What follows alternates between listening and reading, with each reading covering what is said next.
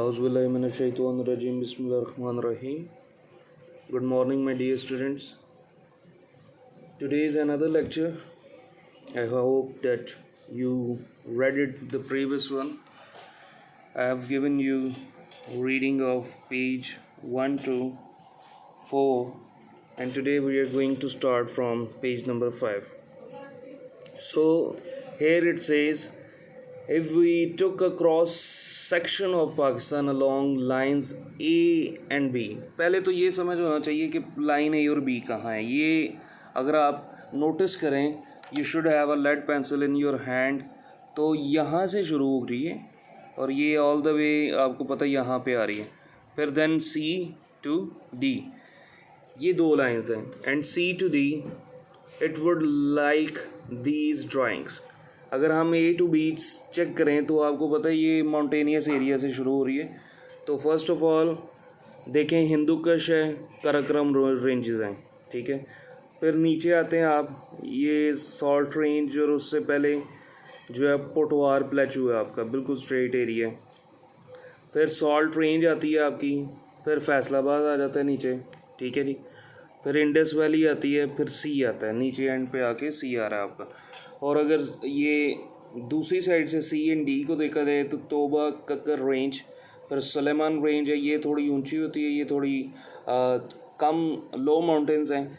फिर Indus valley आ जाती है, फिर थर्ड डेजर्ट आ रहा है, ठीक है, कॉर्नर के ऊपर. तो रीडिंग कर लेते हैं हम इसकी. In the south are the deserts of Sindh and Balochistan, the third desert which extend far into India, and the Thal desert in the Indus Valley. दो डेजर्ट हैं. थर जो इंडिया तक जा रहा है यहाँ से पंजाब से होते हुए, ये देखें आप एरिया, ये डॉटेड एरियाज जो हैं ये डेजर्ट ही है, ठीक है. ये थर्ड डेजर्ट इंडिया के अंदर, ये साथ इंडिया का बॉर्डर है, और यहाँ से थर्ड डेजर्ट इंडिया के अंदर एंटर हो जाता है. These are the in the north of both Pakistan and India. Pakistan और इंडिया का दोनों के नॉर्थ के अंदर हिमालयाज़ हैं. फिर in the east which merge into the Karakoram, जो काराकोरम के अंदर मर्ज हो जाते हैं. एंड हिंदू कश रेंजेस इन द वेस्ट, और हिंदू कश जो है आपका वेस्ट के अंदर है. काराकोरम और हिंदू कश जो हिमालयस जिनके साथ मिलते हैं. The highest point is Mount Everest in Nepal. आपको पता है सबसे जो हाईएस्ट माउंटेन है दुनिया का, वो आपको पता है माउंट एवरेस्ट है, और वो नेपाल के अंदर. और सेकंड हाईएस्ट जो है वो पाकिस्तान के अंदर है, जिसका नाम है K2, ठीक है. It is 8,848 metres high and is actually growing several centimetres a year. और हर साल ये ग्रो भी कर रहा है, because the earth crust is still moving, क्योंकि अर्थ का क्रस्ट स्टिल मूव कर रहा है. The most important agricultural areas of Pakistan are in the Indus valley. Indus valley के साथ साथ जो एरियाज़ हैं मोस्टली वो बहुत फर्टाइल हैं और वो बेस्ट हैं for the irrigation process. So here we see more than 3/4 of the population of the country live in the province of the Punjab. कहते जी 3/4 से ज़्यादा जो पॉपुलेशन है आपकी पाकिस्तान की, वो पंजाब के अंदर रहती है एंड सिंध, पंजाब और सिंध के अंदर. मतलब कि ये 55% और 30%, मतलब कि 85% टोटल बन रहा है. बाकी सिर्फ पीछे 15% बचती है जो बलूचिस्तान और KPK के अंदर है. ऑलमोस्ट 80%, और even Kashmir and GBB, Gilgit Baltistan. Almost 80% of this region is irrigated by a well-developed canal system that uses water from the river Indus and its tributaries.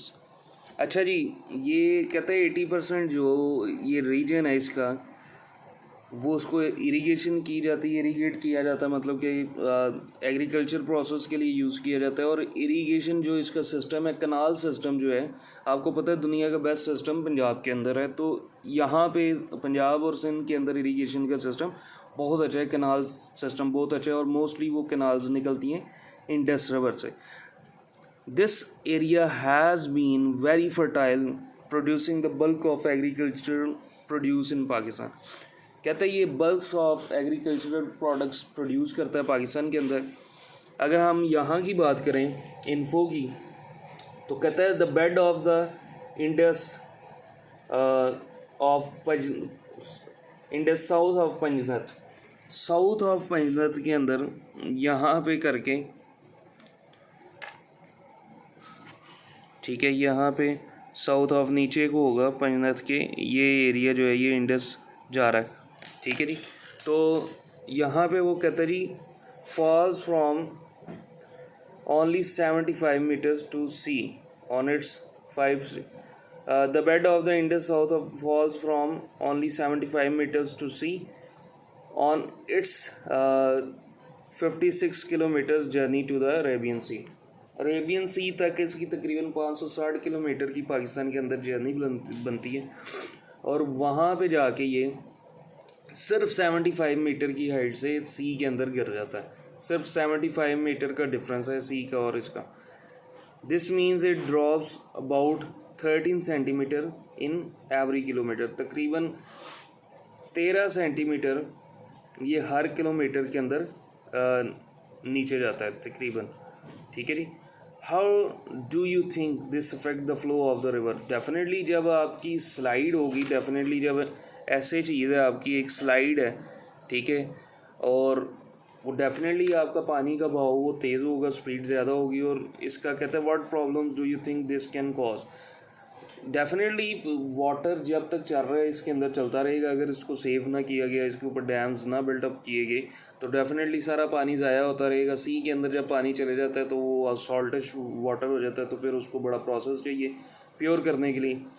सो जो प्रोसेस बहुत महंगा है डिस्टिलेशन का, जिसकी वजह से पानी ये जो रिवर्स के अंदर होता है ये मोस्टली साफ़ ही होता है, लेकिन ये जब गिर जाता है सी के अंदर तो ज़ाया हो जाता है। तो पाकिस्तान को चाहिए कि ज़्यादा से ज़्यादा डैम बिल्टअप करे, कहाँ पे? इंडस रिवर के ऊपर। So they can save the water, Pakistan can save the water.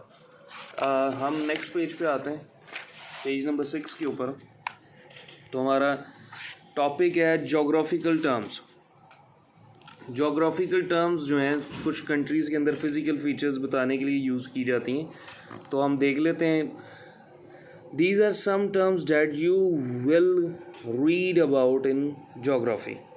They describe the physical features found on Earth. Physical features होते हैं जो अर्थ के, उनको बताता है, और किसी भी कंट्री के आप जब बताते हैं तो उसके physical features. Mountains and like, ये आप तस्वीर देखेंगे माउंटेन्स की, अलग से उसने एक डायग्राम बनाई हुई है, ठीक है। और ये वो कहते हैं जी ये यंग माउंटेन्स हैं और ये ओल्ड पुराने माउंटेन्स हैं। These are the highest lands. There is no fixed height at which a hill becomes a mountain, but mountains are usually above 2,000 to 3,000 meters. Some mountains like the Himalayas or Karakoram are sharp or pointed. This means that in terms of geography they are young mountains between 1.5 to 66 million years old. Older mountains have had their sharp points worn away by rain, frost and wind so that they are more rounded. अच्छा जी, ये देखें, ये old mountains है और ये young mountains है।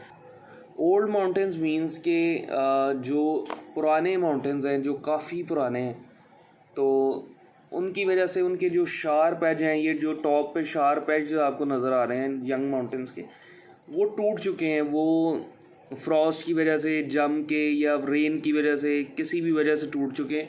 और जो ये यंग माउंटेन्स हैं जिनके शार्प एज अभी बरकरार हैं, जो मोस्टली आपको हिमालयस के अंदर नज़र आते हैं। अगर कोई हुंजा वाली साइड पे गया या पाक चाइना बॉर्डर पे गया तो वहाँ पे पासू एक जगह है, वो पासू की आपकी कोन्स, उसको पासू कोन्स कहते हैं। तो वो बड़े बड़े लंबे और नुकीले पहाड़ हैं, ठीक है। तो वो उसका मतलब है कि वो 1.5 टू 66 मिलियन ईयर्स ओल्ड हैं, ज़्यादा पुराने नहीं हैं वो। Then comes hill. These are lands above sea level but not as high as mountains.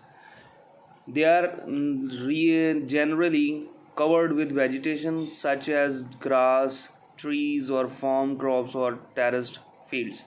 अच्छा जी, ये इतने ज़्यादा हाई माउंटेन्स नहीं होते, लेकिन ये इसको हिल्स आप कह सकते हैं। जिस तरह हम मारगला को हिल्स कहते हैं, इस्लामाबाद में मारगला हिल्स कहते हैं, उसको माउंटेन्स नहीं कहते, क्योंकि वो इतने ज़्यादा ऊंचे नहीं है। माउंटेन तब बनती है एक हिल जब वो 2000 मीटर को क्रॉस करती है। 2000 to 3000 मीटर मिनिमम होती है हाइट, फिर बनती है।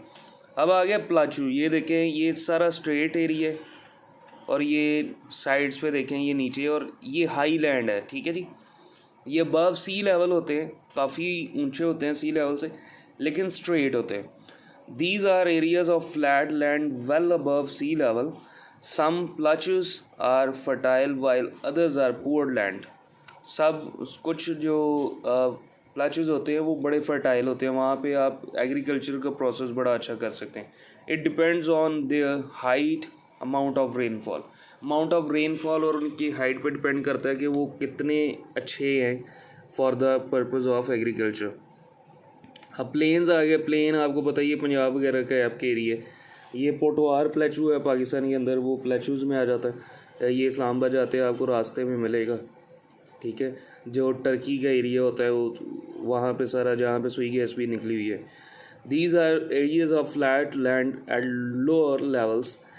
Some are at sea level or slightly higher. The plains are important as this is where most forming takes place. Plains बहुत important है क्योंकि most of the forming इन्हीं एरिया में होती है, जिसको हम plains कहते हैं। फिर कम्स योर डेजर्ट। आपका ये पूरा पंजाब प्लेन एरिया है, आपका तकरीबन सारा का सारा सिंध भी इसी तरह है, मोस्टली एरियाज इसी तरह। Deserts, these are areas where nothing or only tough plants can grow.